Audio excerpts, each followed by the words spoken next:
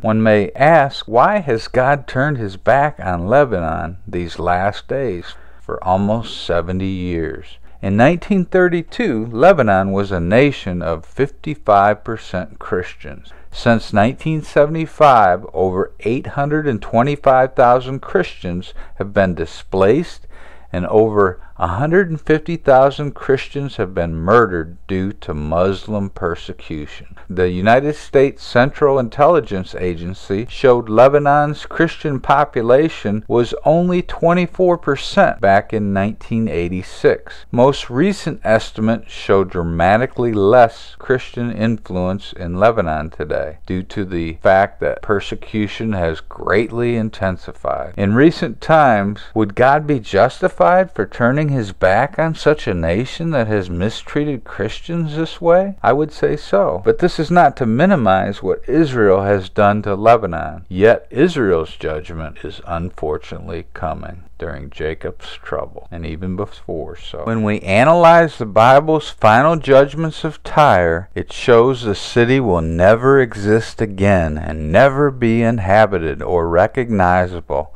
Though times past Tyre has been defeated multiple times, it has always managed to exist as a city and or be inhabited. So the cities of Tyre and Sidon and the country of Lebanon will apparently have one more rise to grandeur in the end times. Yet its elegance will not last long, only 7 years. She will ultimately be destroyed after the second coming, being consumed by the fires.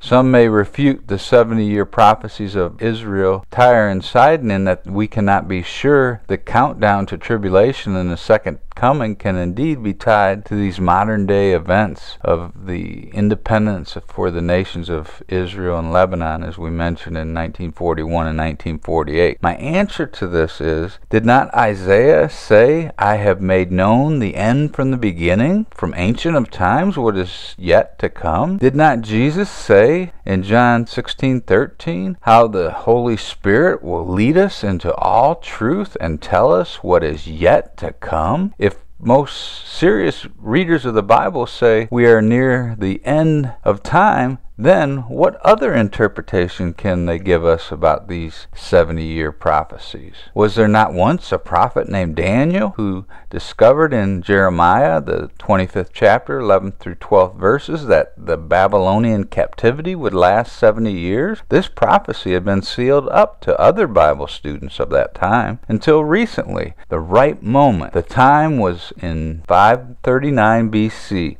The first year of King Cyrus II. Daniel realized the Babylonian captivity would soon be over based on his new revelation in Scripture. Daniel was able to relate very well with the Babylonian exile as he was one of the first involved. He humbled himself after this revelation before Almighty God and identified with the past sins of his people, Israel, and later was instrumental in preparing the Israelites for their return from exile, which occurred the very next year in 538 BC.